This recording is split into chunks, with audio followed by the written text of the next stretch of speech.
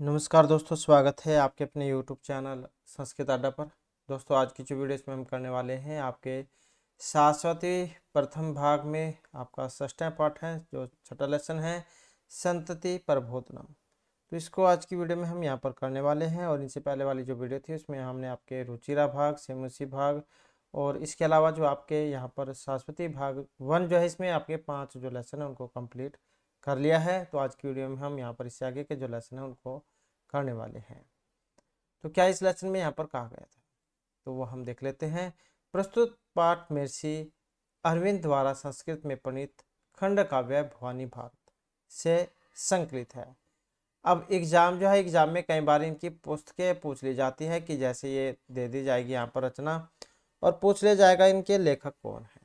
तो यह है अरविंद, महर्षि अरविंद, इनके द्वारा रचित है खंड काव्य है भवानी भारती। जीवन के प्रारंभिक चरण में अरविंद घोष महान क्रांतिकारी तथा राष्ट्रभक्त के रूप में उभरे हैं। वह सशस्त्र क्रांति के समर्थक थे और ब्रिटिश सरकार ने उन्हें अलीपुर बम केस का अपराधी मानकर 1906 में अलीपुर कारागार में बंदी बना दिया था। कारावास की इस अवधि में एक राजसेवक में बंदिनी भारत माता का दर्शन कर अविशिष्ट मनोदशा में कवि ने इस ओजस्वी तथा राष्ट्रीय भावना से उत्प्रोत शतक काव्य का पठन किया। और इस रचना में महाकवि अरविंद ने भारत माता को महाकाली, महालक्ष्मी, महासरस्वती के रूप में निरूपित किया है। जीवन के उत्तरार्ध में महर्षि अरविंद वेदों के व्याख्याता, महायोगी, महाकवि, परम राष्ट्रभक्त एवं महानिदार्शनिक के रूप में विश्व मंच पर प्रतिष्ठित हुए हैं। प्रस्तुत पाठ में भारत जननी पर तंत्रा एवं अज्ञान रूपी अंधकार के बंधनों में जकड़ी अवमानना ग्रस्त अपनी संततियों को उनके स्वर्णिम इतिहास का स्मरण कराते हुए उन्हें प्रेरित करती है कि वे अपनी निद्रा का त्याग करें और अपने पराक्रम से राष्ट्र को पराधीनता के बंधन से मुक्त कराएं। तो इस प्रकार से यहाँ पर भारत माता के बारे में आपको इस लेसन में पढ़ने को मिलेगा। तो जिसमें यहाँ पर ये पद्यांशों में है और जिसमें प्रथम हमारा पद्यांश रहेगा। सांद्रम तमिश्रम आवृतम अंधम विलोक्य तद भारतम आर्य खंडम घोड़ा रजन्यम अभिविनिष्ट माता भ्रेशम करती भारता नाम। एक बार इसके जो वर्ड मीनिंग है वो हम देख लेते हैं ताकि आपको इनकी हिंदी के बारे में भी पता लग जाए। तो जैसे यहाँ पर रजन्यम जो आया है, इसका मतलब यहाँ पर रात्रि से है, रात्रि में। घोड़ा का मतलब जो है यहाँ पर डूबी हुई से है। अरिभी का जो मतलब है यहाँ पर, ये जो अरिभी है, अरिभी का मतलब शत्रुओं से है। सांध्रम जो है इसका मतलब सघन से है। और तमिश्रा जो है, तमिश्रा अंधकार को कह देते हैं। आवृत करना मतलब ढकना, तो आवृत का मतलब किससे है, ढकने से है, ढका हुआ। आर्तम जो है, ये जैसे आर्तम है, इसका मतलब दुखी पीड़ित से है। विलोक्य का मतलब देखकर होता है। और भृशम का मतलब जो है यहाँ पर अत्यधिक से होता है, बहुत अधिक। और क्रंदती का मतलब है क्रंदन करना अर्थात रोना। और जब हम इसका अन्वय बनाएंगे तो कैसे बनेगा, तो यहाँ से ही शुरू हो जाएगा रजन्यम से। रजन्यम घोड़ा अरिभि विनिष्ठा भारता नाम माता सांद्रम तमिश्रा आवृतम आर्तमंधम आर्यखंडम तम भारतम विलोक्य भ्रशम करंदती भृशम करंदती। तो ऐसे जो है यहाँ पर इसका अन्वय बनेगा। ये क्या इसमें कहा गया था कि रात्रि के समय छिपी हुई, तो रजन्यम गूढ़ा अरिभि विनिष्ठा भारता नाम माता सांद्रम तमिश्रा आवृतम, कि रात्रि के समय छिपी हुई शत्रुओं से विनिष्ठ भारत माता गहन अंधकार से ढके हुए।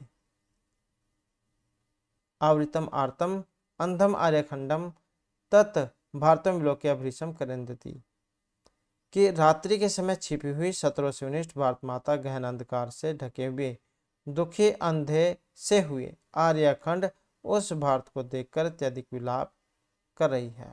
आर्यखंडम, आर्यखंड को देखकर, विलोक का मतलब देखकर, वह भारत माता बहुत ज्यादा विलाप कर रही है, रो रही है। कि रात्रि के समय छिपी हुई शत्रुओं से विनष्ट भारत माता गहन अंधकार से ढके हुए दुखी अंधे हुए आर्यखंड, अंधे से हुए आर्यखंड उस भारत को देखकर अत्यधिक विलाप कर रही है। इसके बाद आ जाता है नेक्स्ट पद्यांश हमारा। यहाँ पर चित्र भी देख सकते हैं आप, यहाँ पर भारत माता का ये दिखाया गया है। तो इसमें भी यहाँ पर देख लेते हैं इसके बारे में। तो संतान अव्यय भारतानाम कुलानि युद्धाय जय अस्तु न भी भो जागृत अस्मि कव धनु कव खड्ग है उत्तिष्ठ उत्तिष्ठ सुप्ता सिंहा। तो यहाँ पर फिर इसके जो हम पहले अन्वय देख लेते हैं, उसके बाद फिर वर्ड मीनिंग देख लेंगे इसके। तो जैसे यहाँ पर भो सुप्ता, यहाँ से ये शुरू हो जाएगी, ये जो भो जो है इससे शुरू होगी, भो सुप्ता सिंहा, यहाँ से सोए हुए शेरों। भो सुप्ता सिंहा युद्धाय उत्तिष्ठ उत्तिष्ठ जागृता अस्मि, जागृता अस्मि धनु कव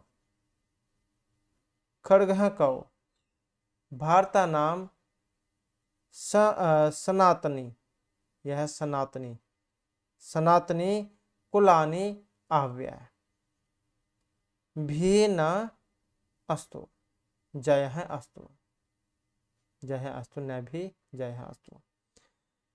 सुप्ता सिंह का मतलब यहाँ पर सोए हुए शेरों से, तब मतलब जो भारत के जो वीर जवान हैं उनसे ले गए हैं, भारत के लोगों से।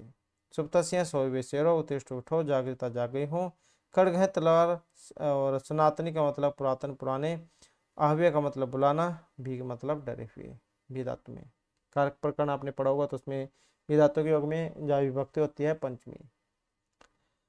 तो यहाँ पर इसमें क्या कहा गया था कि भो सुप्ता सिंह युद्धाय उत्तिष्ठ उत्तिष्ठ, कि अरे सोए हुए शेरों युद्ध के लिए उठो उठो, जागृतास्मि मैं जाग गई हूँ, धनु कहो खड्ग कहो भारता नाम सनातनी कुलानि अव्यय, कि तुम्हारी जो तलवार कहाँ है और तुम्हारा जो धनुष है वो कहाँ है, तुम्हारा धनुष कहाँ है, तलवार कहाँ है, सनातन कलाओं को बुलाओ, या सनातनी जो है उनको कुलों को बुलाओ, उनका आह्वान करो। आह्वान करना मतलब बुलाना, आह्वान करना।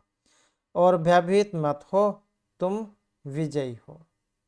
क्या रे सोए हुए शेरों युद्ध के लिए उठो उठो, मैं जाग गई हूँ, तुम्हारा धनुष कहाँ है, तलवार कहाँ है, सनातन कलाओं को बुलाओ, उनका आह्वान करो, भयभीत मत हो, तुम विजयी हो।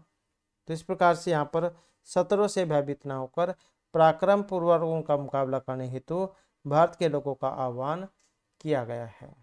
तो ये देख सकते हैं भारत माता, यहाँ पर ये अलग अलग धर्मों के व्यक्ति दिखाए गए हैं। इसके बाद है माता अस्मि भो पुत्रक, माता अस्मि भो पुत्रक भारत नाम सनातना नाम त्रिदश प्रियाणाम शक्ति न यान पुत्रान विविध विधि विपक्ष कालापि नासितुम यम है वह। तो यहाँ पर भी जब हम इसका अन्वय कराएंगे तो कैसे बनेगा, तो भो पुत्रक यहाँ से शुरू हो जाएगा, भो पुत्रक सनातना नाम त्रिदश प्रियाणाम भारता नाम माता अस्मि पुत्र यान विपक्ष है विधि नासितुम ना सकते हैं, कालह यम है वापि न नासितुम सकते हैं। जब हम इसकी हिंदी करेंगे तो कैसे बनेगा, भो पुत्रक से ही शुरू होगा फिर ये कि हे पुत्र मैं सनातन देवताओं की प्रिय भारतवासियों की माता हूँ। भो पुत्रक अहम सनातना नाम त्रिदश प्रिय नाम भारता नाम माता अस्मि, कि हे पुत्र मैं सनातन देवताओं की प्रिय भारतवासियों की माता हूँ। पुत्र यान विपक्ष विधि नासितुम न सकता है, कि हे पुत्र जिन भारतीयों को शत्रु पक्ष का शासन नष्ट करने में समर्थ नहीं है, मतलब उनका नाश नहीं कर सकता है। और काल है यम व अपि न नासितुम सकता है, और उन्हें काल अथवा यम भी उनका विनष्ट करने में समर्थ नहीं है, उनका नाश नहीं कर सकता है। कि हे पुत्र मैं सनातन देवताओं के प्रिय भारतवासियों की माता हूँ। पुत्र जिन भारतीयों को शत्रु पक्ष का शासन नष्ट करने में भी समर्थ नहीं, उन्हें काल अथवा यम भी विनष्ट करने में समर्थ नहीं है। तो इस प्रकार से जो है यहाँ पर ये जो पद्यांश है श्लोक, इसमें भारतीयों को देवताओं का प्रिय बतलाते हुए उनको बल और पराक्रम को प्रकट किया गया है। नेक्स्ट जो हमारा यहाँ पर पद्यांश आ जाता है, ये जो श्लोक है, ते ब्रह्मचार्य विशुद्ध वीर्य ज्ञाने तो भीम तपोभि आर्य सहस्र सूर्य इव भासुर ते समृद्धि मत्याम सुशोभि धरित्रियाम। और जब हम यहाँ पर इसका अन्वय करेंगे तो कैसे बनेगा, ते ब्रह्मचार्यण यहाँ से शुरू हो जाएगा ये, ते ब्रह्मचार्यण ते ज्ञानेन भीम तपोभिः विशुद्ध वीर्यः आर्यः ते भासुराः सहस्र सूर्यः इव समृद्धिमत्यां धरित्रियाम शुशुभु। भीम तपोभी जो यहाँ पर आया, इसका मतलब क्या? भीम तपोभी का इसका मतलब ज्यादा परिश्रम से है, अत्यधिक परिश्रम से। विशुद्ध वीर्य का मतलब यहाँ पर अत्यधिक पराक्रम से है। भास्वर का मतलब दीप्तिमान से है। सहस्त्र सूर्य का मतलब हजारों सूर्य के समान। और धरित्रिया, धरित्री पृथ्वी को कह देते हैं। और सहस्रभ का मतलब शुभ हित हुए। तो ऐसे इसके यहाँ पर इस शब्दार्थ होंगे। अब इसकी हिंदी हम देख लेते हैं कि ते ब्रह्मचर्य ते ज्ञानेन भीम तपोभी विशुद्ध वीर्य, कि वे भारतीय ब्रह्मचार्य से, ज्ञान से और अत्यधिक परिश्रम से अत्यधिक पराक्रम वाले हैं। आर्य ते भासुरा सहस्र सूर्य समृद्धियाम धरित्रियाम शुशुभु। और अत्यधिक पराक्रम वाले, श्रेष्ठ, दीप्तिमान, हजारों सूर्य की भांति समृद्धिशाली इस पृथ्वी पर सुशोभित हुए हैं। सुशुभु मतलब सुशोभित होना। कि वे भारतीय ते ब्रह्मचारिण ते ज्ञानेन भीम तपोभी विशुद्ध वीर्यः आर्य ते भासुरः सहस्र सूर्य समृद्धियाम धरित्रियाम शुशुभु। कि वे जो भारतीय हैं ब्रह्मचार्य से, ज्ञान से, अत्यधिक परिश्रम से अत्यधिक पराक्रम वाले, दीप्तिमान, भासुरा दीप्तिमान, सहस्र सूर्य इव हजारों सूर्य के समान, समृद्धिशाली इस पृथ्वी पर सुशोभित हुए हैं। तो यहाँ पर भारतीय लोगों की जो विशेषता है उनको दिखाया गया है। इसके बाद आ जाता है नेक्स्ट पद्यांश। नेक्स्ट श्लोक है उत्थिष्ठ भो जागृहि सर्जग्नीन साक्षाद ही तेजसी प्रस्य शौर्य वक्ष स्थितिनेव सनातनेन शत्रुन हुत आसेन दहन तत्सव। इसका भी जब हम यहाँ पर अन्वय करेंगे तो कैसे बनेगा? यहाँ से शुरू हो जाएगा ये भो उत्तिष्ठ जागृहि अग्निन सर्जय ही प्रस्य शौर्य साक्षात तेज असि वक्ष स्थितेन एव सनातनेन हुत आसनेन शत्रुन दहन नटसव। ये नटसव है। और यहाँ पर इसमें क्या कहा गया था इसके भी एक बार शब्दार्थ देख लेते हैं मेन से। जैसे जागरी ही यहाँ पर आया है, जागरी ही का मतलब जागने से है। सर्जय का मतलब उत्पन्न करने से है। और शौर्य का मतलब कृष्ण से है। शौर्य का मतलब कृष्ण से, कृष्ण के। हुत आसनेन का मतलब अग्नि के द्वारा। और नटसव का मतलब है नष्ट कर दो। तो क्या इसमें कहा गया था कि भो उत्तिष्ठ जागृहि अग्निन सर्जय, कि हे भारतीय उठो जागो अग्नि को पैदा करो। प्रस्य शौर्य साक्षात तेज असी, क्योंकि तुम शत्रु संहारक कृष्ण के साक्षात तेज हो। वक्ष स्थित ने सनातन हुत आसनेन शत्रुन दहन नटसव। और वक्षस्थल पर स्थित ही सनातन अग्नि के द्वारा शत्रुओं को जलाते हुए उन्हें नष्ट करो, उन्हें यहाँ से भगा दो। कि हे भारतीय उठो जागो अग्नि को पैदा करो, क्योंकि तुम शत्रु संहारक कृष्ण के साक्षात तेज हो। वक्षस्थल पर स्थित ही सनातन अग्नि के द्वारा शत्रुओं को जलते हुए उन्हें नष्ट कर दो, उन्हें यहाँ से भगा दो। इसके बाद आ जाता है नेक्स्ट हमारा। तो नेक्स्ट जो यहाँ पर श्लोक आया है अस्त्यव लोहो निशित चह खड़ग है क्रूर सतघी नदति है मतः कथम निरस्त्र असि मृत शिशेषे रक्ष सब जातिम पर अह भव आर्य। तो इसका भी एक बार हम अन्वय देख लेते हैं, उसके बाद सब वर्ड मीनिंग जो है इसके देखेंगे मेन जो होते हैं। तो जैसे यहाँ पर लोहो यहाँ से शुरू हो जाएगा ये लोह निशित है च खड़ग है अस्ति एव इह क्रूरा मता सतघनी नदती कथम निरस्त्र है असि ही से मृत है असि सब जाति मृक्ष पर अह आर्य है भव। निशित है जो है यहाँ पर इसी का मतलब जो है निशित का मतलब होता है पहना किया हुआ, पहना किया हुआ तेज का देते हैं जिसको पहनने से निकल होता है जो। क्रूर का मतलब भयंकर से है, मतः का मतलब मदमस्त से है, सतघनी का मतलब बंदूकों से है, तोप का देते हैं तोप बंदूक। नदती मतलब बोलती है, निरस्त्र का मतलब अस्त्रों से रहित, परहा मतलब शत्रुओं को मारने वाला, रक्ष मतलब रक्षा करो। तो जब हम इसकी हिंदी करेंगे तो कैसे बनेगी, लोहा निशीतः च खड्गा अस्ति, कि तुम्हारे लोहे से बने हुए अस्त्र हैं। यह क्रूरा मत सतगनी नदती, और पैना की गई तलवार है, और भयंकर मत वाली तोप बोल रही है। कथम निरअस्त्र असी, तुम कैसे शस्त्रहीन हो। से मृत अस्ति, मरे हुए के समान सो रहे हो। से मृतासी, मरे हुए के समान सो रहे हो। सब जातिम रक्ष, अपनी जाति की रक्षा करो। पर अह आर्य भव, तथा शत्रु को मारने वाले आर्य श्रेष्ठ बनो। दोबारा से हम देख लेते हैं।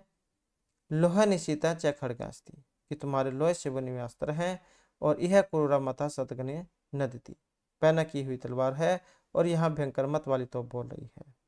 और कथम निरअस्त्र हसी, तुम कैसे शस्त्रहीन हो। और से मृता हसी, मरे हुए के समान सो रहे हो।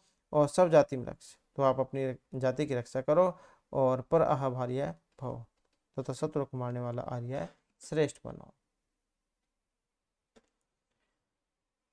इसके बाद है नेक्स्ट हमारा, नेक्स्ट में है भो भो, भो भो अवंत्य है।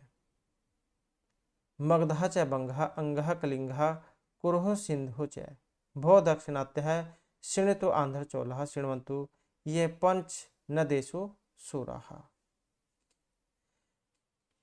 तो यहाँ पर भी पहले इसका हम अन्वय देख लेते हैं, उसके बाद हिंदी को देखेंगे। तो भो भो अवंत्य है, यहाँ से शुरू हो जाएगा। भो भो अवंत्य है, मगध च बंग अंग कलिंग सिंधु च, भो दक्षिणात्य आंध्र चोल शृणुत ये पंच निर्देशु सूरा संति ते अपि शृण्वन्तु। अवंत है जो यहाँ पर आया है, इसका मतलब क्या है। इसका मतलब है अवंती प्रदेश के लोग, अवंतीवासी। मगधा का मतलब मगधेश वाले, मगध में रहने वाले। सिंधु का मतलब सिंधु प्रदेश वाले। पंच नदेशु का मतलब है 5 नदियां बहती हैं जहाँ पर, मतलब पंजाब।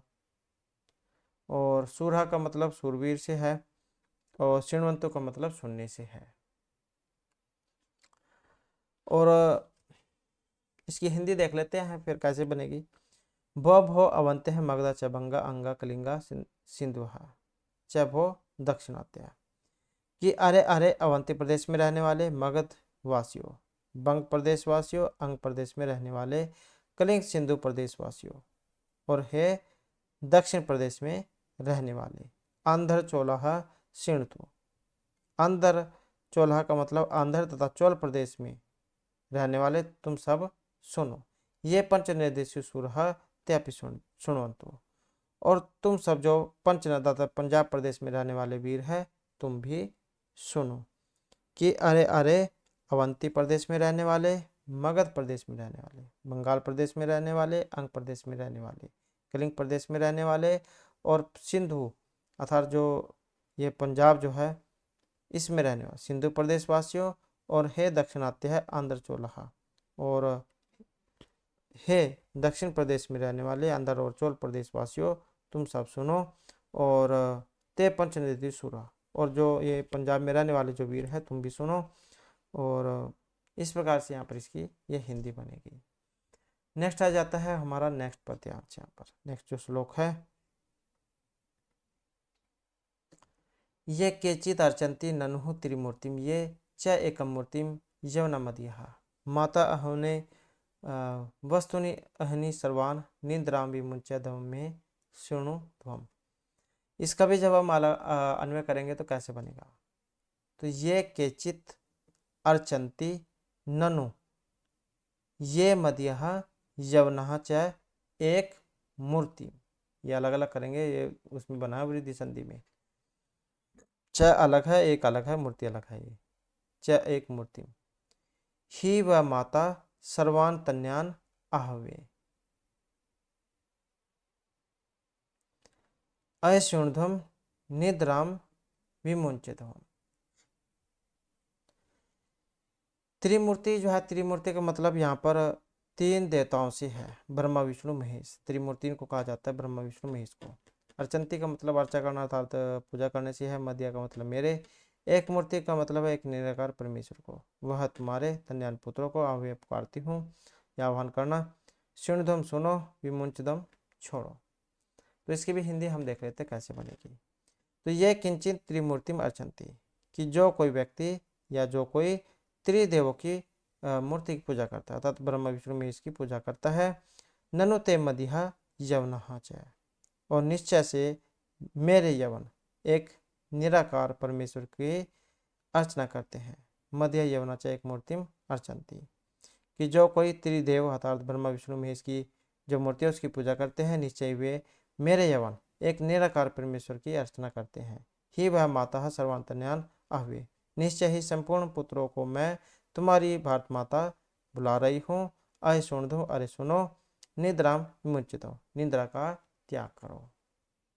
कि जो कोई त्रिदेव ब्रह्मा विष्णु महेश की पूजा करता है, निश्चय से जो मेरे यवन और एक निराकार परमेश्वर की अर्चना करता है, निश्चय ही संपूर्ण पुत्रों को मैं तुम्हारी भारत माता बुला रही हूँ, तुम्हारा आह्वान कर रही हूँ।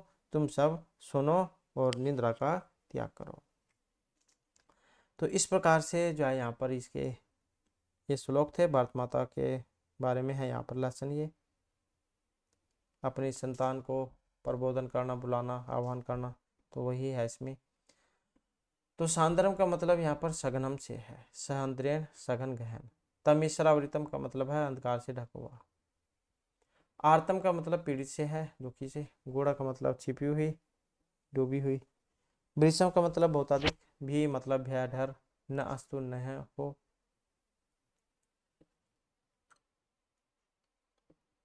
खड़गजा यहाँ पर तलवार को कह देते हैं, हंसी पर्यायवाची है ये। पुत्रक है बालक, पुत्र और कर्ण प्रत्यय से बना है, पुत्रक ये पुत्र। त्रिदश प्रिय नाम का मतलब है तीसरा दशा, ये शांति देवताओं के प्रिय का। विपक्ष का मतलब शत्रु पक्ष है। विधि का मतलब शासन से है। विशुद्ध वीर्य का मतलब परिष्कृत पराक्रम से है, या अत्यधिक पराक्रम वाले। भीम तपोभी का मतलब है अत्यधिक परिश्रम से। आर्य का मतलब श्रेष्ठ। भासुरा भासमान। समृद्धि मत्याम का मतलब है समृद्धि मतु प्रत्यय और गीप लगने पर बना है, समृद्धिशाली इसका मतलब है। शुभ, शुभ का मतलब यहाँ पर शुभ मान जाता है। शुभ धातु लिटलकार में बना है, शोभित हुए। शौर्य का मतलब यहाँ पर कृष्ण से है। शौर्य शब्द है, षष्ठी एक वचन में है कृष्ण के। सूर शब्द यह प्रत्यय। हुतासनेन का मतलब है अग्निना हुतम असनाति, सहतेन अग्नि के द्वारा। सर्जय का मतलब सृजन करो। सिरिज धातु है यहाँ पर, लोट लकार निजंत मध्यम पुरुष एक वचन में उत्पन्न करो। सदगनि का मतलब यहाँ पर तोप से है, तोपाख्यानम अस्त्रम। क्रूर का मतलब निष्ठुर भयंकर से है, और निश्चित का मतलब दीप्त है। निहि उपसर्ग पूर्वक सी धातु का प्रत्यय लगने में बना है, अब मतलब है इसका पहना। पर अह का मतलब शत्रुघ्न से है, शत्रु को मारने वाले। त्रिमूर्ति का मतलब यहाँ पर विष्णु ब्रह्मा, ब्रह्मा विष्णु महेश से है, त्रिमूर्ति। एक मूर्ति का मतलब है एक निराकार परमेश्वर को, वह तुम्हारे आव्य मैं आह्वान करती हूँ अर्थात पुकारती हूँ। इसके बाद फिर यहाँ पर इसके जो क्वेश्चन आंसर आ जाते हैं। जैसे पहला क्वेश्चन था, ये भारतना माता कम विलोक्य भ्रीषम करंती, क्यों रो रही थी वो। तो भारतना माता सांद्रम तमिश्रावृतम आर्तम अंधम आर्यखंडम भारतम विलोक्य भ्रीषम करंती। तो जैसे कि हमने इसमें श्लोक में ही पढ़ा था अभी। रजन्या घोड़ा माता का विनिष्ठा, तो रजन्या घोड़ा माता अरेबी ही विनिष्ठा। और के उत्तिष्ठ किसे उठने के लिए कहा गया है, सोए शेर को शुभ सिंहा। पुत्र के शाम भारतना मातास्मी, तो पुत्र सनातना नाम भारता, भारता नाम मातास्मी। और क्या भारत पुत्र नाची तुम सकते हैं, तो विपक्ष जो है, विपक्ष। और तेसुरा के विशुद्ध वीर्यासन, तेसुरा ब्रह्मचर्य विशुद्ध वीर्यासन। तुम प्रस्य सूर्य की मासी, तुम प्रस्य सूर्य तेजहासी, तुम श्री कृष्ण के तेज हो। कविना कुत्तरते है, कुत्तरते सूरा अभ्यंते। और यह है कविना अभंत्य मगध बंगा अंगा कलिंगा कुरु सिंधु दक्षिणात्य आंध्र चोलह पंजाब च सुरहा आभ्यंते। मध्य यवनः किम अर्चन्ति, तो मध्य यवनः एक मूर्ति अर्चन्ति, एक निराकार मूर्ति परमेश्वर की प्रार्थना करते हैं, उसे नमस्कार करते हैं अर्थात पूजा करते हैं। सर्वांतर्यान का हुई, तो भारत माता। इसके बाद ये रिक्स्थान है। वैसे तो ये आपके एग्जाम में नहीं आएंगे, आप देखना चाहते हैं तो इनको देख सकते हैं। रिक्त स्थान ही फिल करने हैं यहाँ पर ये।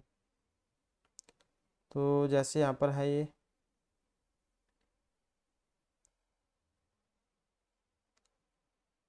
तो ये तो उसी में से है, श्लोक में से पूर्ण फिल करने आपने।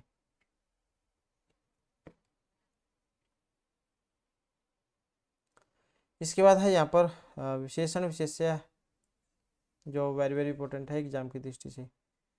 तो विशेषण विशेष्य जो है इनका फिर यहाँ पर आपने मिलान करना है। तो मिलान करने में देख लेते हैं इनका। तो विशेषण का विशेष्य से मिलान करना है। जैसे यहाँ पर क्रूर है, तो क्रूर कौन सी थी? तोहफे या तोप के बारे में बताया गया था, जो शस्त्र थी।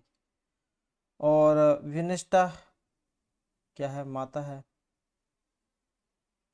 और संतानी, सनात सनातनानी, सनातनानी क्या है? कुलानी।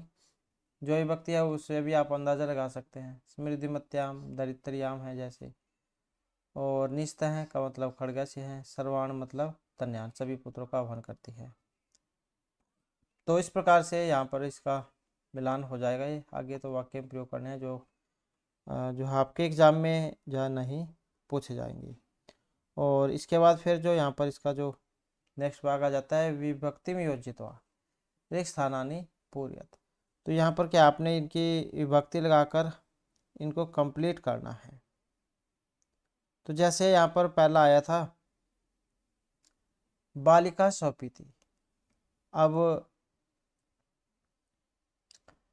इसमें आपने रजनी सप्तमी विभक्ति या एक वचन, तो कौन सा यहाँ पर इसका बनेगा ये आपने बताना है। और इसमें अगर हम देखें तो यहाँ पर कौन सा बनेगा?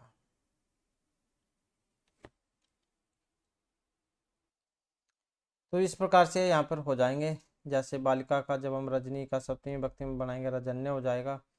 युद्ध का चतुर्थी में बनाएगा युद्धाय बन जाएगा। तब उसका तृतीय विभक्ति बहुवचन में बनाएंगे तब वो भी बन जाएगा। सर्व का द्वितीय विभक्ति बहुवचन में बनाएंगे तो सर्वान बन जाएगा। पंचनद का सप्तमी बहुवचन में बनाएंगे तो पंचनदेशु बन जाएगा। इसके बाद आ जाता है यहाँ पर इनका संधि विच्छेद करना। जैसे सनातनी साथ में अव्यय है, तो ये जो नी है इस ई को यन संधि में ई को या हो जाएगा, याद हो जाएगा। तो फिर ऐसे ही बन जाएगा बस ये सना सनातनी सनातना न ये इसमें जुड़ जाएगा। सनातन्य अव्यय है वह और ये। इसके बाद जय अस्तु, यहाँ पर ये विसर्ग हो जाएंगे इसको ओ को, तो जय है बन जाएगा और साथ में अस्तु। भासुरहते जब इसको बनाएंगे तो क्या बनेगा? भासुरते हो जाएगा, विसर्ग को लोप हो जाएगा यहाँ पर। ये भासुरा, ये भासुरा और विसर्गों को स्कार और ते भासुरते। शत्रु सुशुभ धरित्रियाम, तो ये जो रा जो है ये ऊपर की साइड में इसको है विसर्ग है, तो यहाँ पर सुशुभ बन जाएगा ये विसर्ग है। और ये धरित्रियाम, धरित्रयाम। जागृताष्टमी का जब हम बनाएंगे तो जागृता अलग हो जाएगा ये और अष्टमी अलग हो जाएगा। स्थितेन का जब हम लगाएंगे स्थितेन अलग हो जाएगा, स्थितेन। और वैसे तो मिलाना है ये, तो ऐसे बन जाएगा ये उसमें वृद्धि में दो मात्राएं। अस्तेव का जब हम बनाएंगे तो वैसे ही को या हो जाएगा, अस्तेव बन जाएगा ये अस्तेव, अस्ते एव।